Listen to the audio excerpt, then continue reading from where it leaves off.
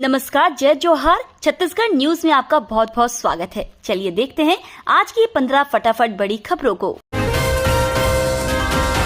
छत्तीसगढ़ में किसकी बन रही सरकार? वोटर के सर्वे में छत्तीसगढ़ में कांग्रेस की सरकार बनती नजर आ रही है। सर्वे की माने तो 90 सीटों में 45 से 51 सीटें कांग्रेस को मिल सकती है, वहीं बीजेपी को 39 से 45 सीटें मिल सकती है। 2 सीटें अन्य के खाते में जाती नजर आ रही है। विधानसभा चुनाव का हुआ ऐलान, सीएम भूपेश ने कहा है तैयार हम। छत्तीसगढ़ में चुनावी बिगुल बज चुका है। भारत निर्वाचन आयोग ने विधानसभा चुनाव की तारीखों का ऐलान कर दिया है। छत्तीसगढ़ में पहले चरण में 7 और दूसरे चरण में 17 नवंबर को वोटिंग होगी। वहीं चुनाव परिणाम 3 दिसंबर को आएंगे। इसके साथ ही प्रदेश में आदर्श आचार संहिता लागू हो गई है। चुनाव की तारीख आने के बाद मुख्यमंत्री भूपेश बघेल ने अपने ट्विटर में लिखा कि है तैयार हम। राजस्थान, मध्य प्रदेश और छत्तीसगढ़ में सरकार जा रही है। राहुल गांधी की फिसली जुबान, बीजेपी ने कसा तंज। राहुल गांधी बोले मध्य प्रदेश में सरकार जा रही है, राजस्थान में जा रही है, छत्तीसगढ़ में भी जा रही है, तेलंगाना में भी सरकार जा रही है। हालांकि उन्होंने अपनी भूल में तुरंत सुधार करते हुए कहा कि सॉरी, उल्टा बोल दिया। राहुल गांधी ने उम्मीद जताई कि 5 राज्यों के चुनाव में कांग्रेस शानदार प्रदर्शन करेगी। उन्होंने पार्टी शासित राज्यों के मुख्यमंत्रियों के कार्यों की तारीफ भी की। भाजपा के कई नेताओं ने यह वीडियो साझा कर कांग्रेस और राहुल गांधी पर तंज कसा। बीजेपी की सूची लीक मामले को लेकर मुख्यमंत्री भूपेश बघेल का बड़ा बयान। बीजेपी की सूची लीक मामले को लेकर मुख्यमंत्री भूपेश बघेल का बड़ा बयान आया है। सीएम ने कहा यदि लीक कर रहे हैं तो उसके खिलाफ क्या कर रहे हैं? बीजेपी दुनिया की सबसे बड़ी पार्टी, उसकी सूची लीक हो जाए यह कैसे संभव है? उस पर कार्रवाई करेंगे क्या?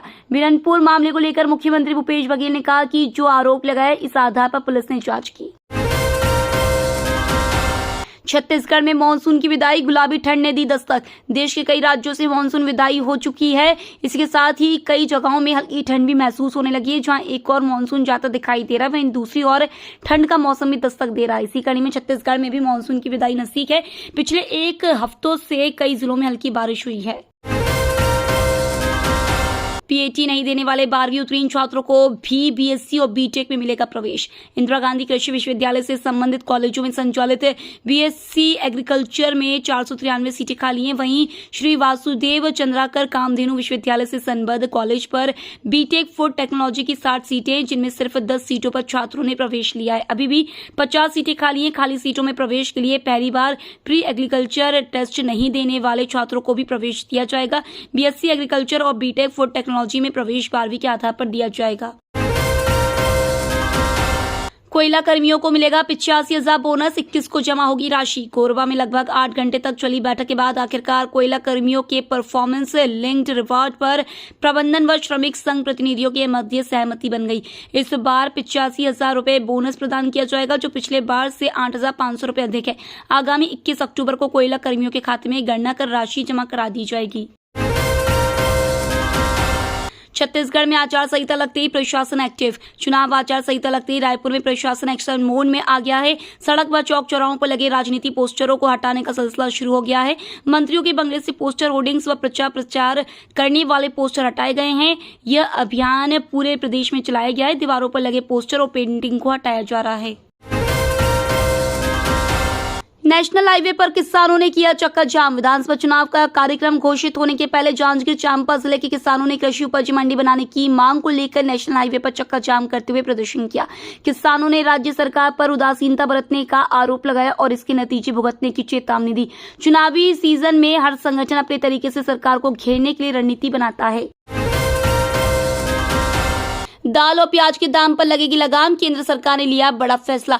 केंद्र सरकार ने टमाटर की बढ़ती कीमतों के बाद अब दाल और प्याज के दाम पर लगाम लगाने का निर्णय लिया है। केंद्र सरकार के उपभोक्ता मामला विभाग ने बड़ी पहल की है। सरकार ने खाने पीने की चीजें की बढ़ी हुई कीमत से राहत दिलाने के लिए घर पर ही प्याज और दाल उपलब्ध कराने का फैसला किया है। केंद्रीय खाद्य मंत्रालय के फैसले के बाद आज से जयपुर में भी चना, दाल और प्याज को रियायती दाम पर बेचने की शुरुआत की गई है।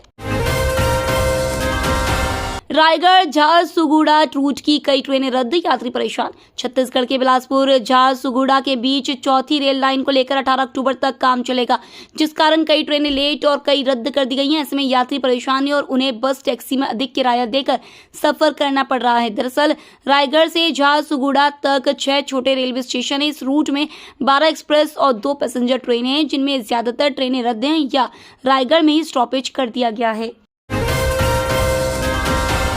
9 साल की तनुश्री ने बनाया वर्ल्ड रिकॉर्ड। दुर्ग जिले के खेलगांव की 9 साल की तनुश्री कोसरी ने लगातार 5 घंटे तैराकी कर लिम्का बुक ऑफ रिकॉर्ड्स में अपना नाम दर्ज कराया है। तनुश्री इतने घंटे तक तैरने वाली सबसे कम उम्र की स्विमर बन गई है। उसका सपना जल्द ही 12 घंटे तैराकी कर नया वर्ल्ड रिकॉर्ड बनाने का है। अब तक किसी भी लड़की ने 9 साल की उम्र में लगातार 5 घंटे तक तैराकी नहीं की। तनुश्री ने ये रिकॉर्ड बनाया है। फेसबुक पर दोस्त बनी युवती क्रिप्टो करेंसी निवेश का झांसा देकर ठगे 52 लाख।